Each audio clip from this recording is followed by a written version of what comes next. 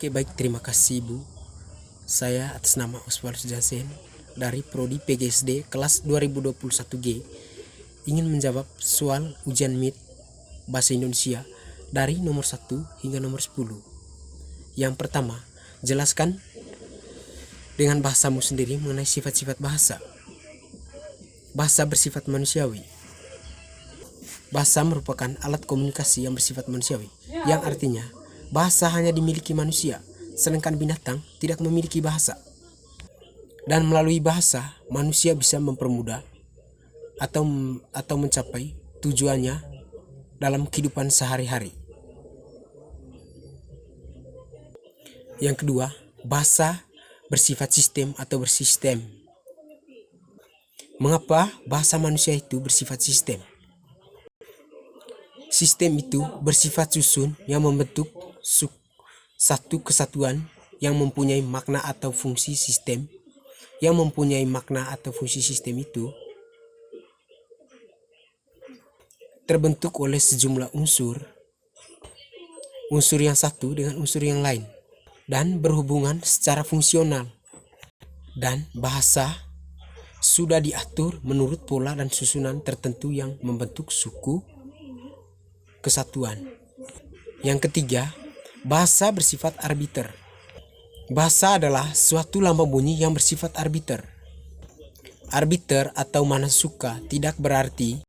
Yang keempat, bahasa bersifat konfisional. Bahasa bersifat konfisional dapat diartikan sebagai suatu pandangan atau anggapan bahwa kata-kata sebagai penanda tidak memiliki hubungan intrinsik dengan objek, tetapi berdasarkan kebebasan, kesepakatan, atau persetujuan masyarakat yang dahului pembentukan secara arbiter. Tatapan arbiter merupakan tatapan awal yang kemudian hasilnya konferensikan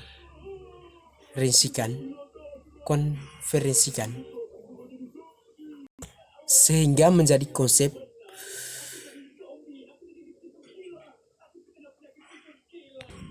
terbagi bersama. Yang kelima, bahasa bersifat simbolik. Simbolik adalah suatu yang dapat memperhatikan ide, perasaan, pikiran, benda, dan tindakan secara arbiter. Kata adalah bagian simbol yang hidup dengan digunakan oleh kelompok masyarakat tertentu. Yang keenam, bahasa bersifat non-intrinsik, artinya tidak diturunkan dan dimiliki manusia secara genetis. Bahasa bersifat instintif karena bahasa dipergunakan untuk mengkomunikasikan berbagai gagasan, perasaan, dan keinginan. Yang kedua, jelaskan dalam bahasamu sendiri mengenai hakikat atau konsep bahasa. Bahasa merupakan sarana komunikasi yang digunakan manusia untuk berkomunikasi dengan sesama. Bahasa merupakan sarana komunikasi antara anggota masyarakat dalam menyelesaikan ide atau perasaan secara lisan atau secara tertulis. Tanpa bahasa, kita tidak bisa berkomunikasi dengan orang lain. Yang ketiga, jelaskan dalam bahasamu sendiri mengenai sejarah bahasa Indonesia. Yang pertama, lahirnya bahasa Indonesia. Secara teori, lahir bahasa Indonesia pada tanggal 28 Oktober 1998. Pada dasarnya, perkembangan bahasa Indonesia tidak terlepas dari perjuangan bangsa Indonesia untuk merebut kemerdekaan, dan pada saat itu para pemuda dari berbagai pelosok Nusantara berkumpul dalam suatu rapat dan berikrar Satu, bertumpah darah yang satu, itulah Indonesia. Yang kedua, bangsa yang satu, yaitu bangsa Indonesia. Menjunjung bahasa persatuan, yaitu bahasa Indonesia. Ikrar para pemuda ini dikenal dengan nama Sumpah Pemuda. Unsur yang ketiga dari Sumpah Pemuda merupakan bahasa persatuan bahasa Indonesia. Pada tahun 1928, itulah bahasa Indonesia dikemukakan dan kedudukan sebagai bahasa nasional. Lalu bahasa Indonesia dinyatakan kedudukannya sebagai bahasa negara pada tanggal 18 Agustus 1945. Karena pada saat itu Undang-Undang Dasar 1945 dinyatakan sebagai Undang-Undang Negara Republik Indonesia. Dalam Undang-Undang 1945, Pasal 36 disebabkan bahwa bangsa negara ialah bangsa Indonesia. Jelaskan dalam bahasamu sendiri mengenai fungsi dan kedudukan bahasa Indonesia sebagai bahasa nasional, sebagai lambang kebanggaan nasional, sebagai lambang identitas nasional, sebagai alat pemersatu bangsa, suku, bangsa dengan latar belakang sosial, budaya dengan bahasa yang berbeda-beda. Alat penghubung antara budaya dan antara daerah. Jelaskan dalam bahasamu sendiri mengenai fungsi dan kedudukan bahasa Indonesia sebagai bahasa negara. Yang pertama, sebagai bahasa resmi. Yang kedua, sebagai bahasa pengantar dalam dunia pendidikan. Sebagai bahasa resmi kepentingan dan peranan pelaksanaan pembangunan nasional serta kepentingan pemerintah. Yang keempat, alat pengembangan kebudayaan, ilmu pengetahuan dan teknologi. Yang keenam, jelaskan dalam bahasamu sendiri mengenai asal-usul bahasa Indonesia. Pada dasarnya, bahasa Indonesia berasal dari bahasa Melayu. Artinya, sejarah perkembangan bahasa Indonesia tidak terlepas dari bahasa Melayu. Dasar pembentukan bahasa Indonesia ialah bahasa Melayu yang disesuaikan dengan perkembangan zaman dan imtek. Keputusan bahasa menjadikan bahasa Melayu menjadi dasar pembentukan bahasa Indonesia. Bukan tanpa alasan. Bahasa Melayu mempunyai daerah penyebaran yang sangat luas, dikenal oleh suku bangsa lain di kewilayahan Nusantara. Penyebaran tersebut antara lain melalui komunikasi dan pedagang dan penyebaran agama dan sebagai berikut. Sebutkan 15 contoh bahasa baku dan tidak baku dan bakunya itu seperti apa. Yang pertama, tidak baku, abjad. Baku, abjad. Yang kedua, tidak baku, akhirat. Baku.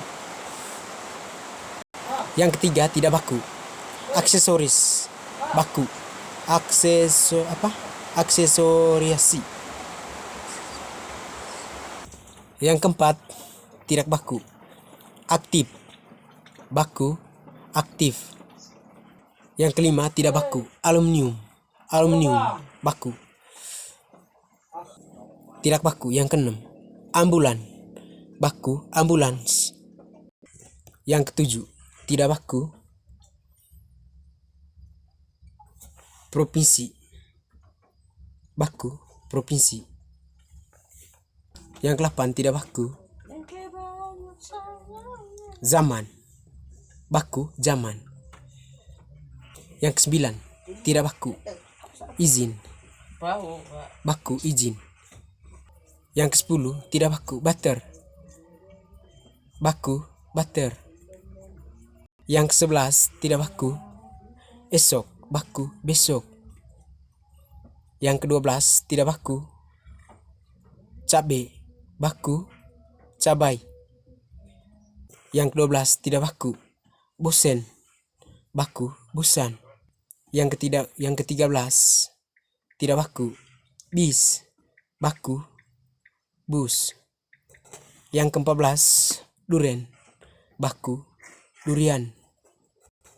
Yang ke-15 provinsi, provinsi. Sebut dan jelaskan dengan bahasamu sendiri tentang ragam bahasa lisan. Itu yang ke-8 tadi. Dalam bahasa, variasi bahasa yang terbentuk karena pemakaian bahasa. Pemakaian bahasa itu dibedakan berdasarkan media yang digunakan, topik pembicara, dan sifat pembicara. Sarannya, misalnya, saat kita gunakan media, contohnya HP, bahasa yang kita gunakan pasti berbeda saat kita mengetik di HP dan saat bertemu langsung. Yang ke-9, apa perbedaan ragam bahasa lisan dan ragam bahasa tulis? Ragam bahasa lisan merupakan bahasa yang digunakan langsung oleh penuturnya kepada pendengar atau lawan bicara. Makna ragam bahasa lisan ini sangat dibentuk oleh unsur-unsur supragemental. Bahasa seperti bahasa Indonesia, jeda, tempo, tekanan, dan lafaz. Tekanan dan pelafalan.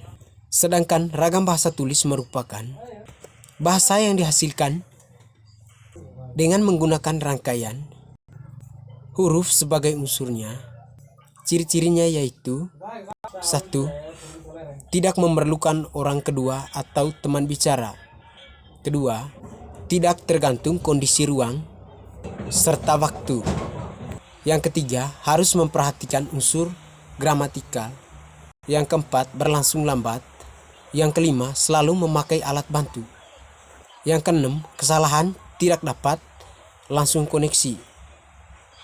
Yang ke-10, jelaskan perbedaan ragam bahasa lisan dan ragam bahasa tulisan. Yang pertama, ragam bahasa lisan merupakan bahasa yang dilafalkan langsung oleh penuturnya kepada pendengar atau teman bicara. Yang kedua, ragam bahasa tertulis adalah bahasa yang dihasilkan dengan menggunakan rangkaian sebagai unsurnya. Contohnya dalam pembuatan surat lamaran kerja, karya ilmiah, koran, surat kabar, dan yang lain-lain. Terima kasih, Bu.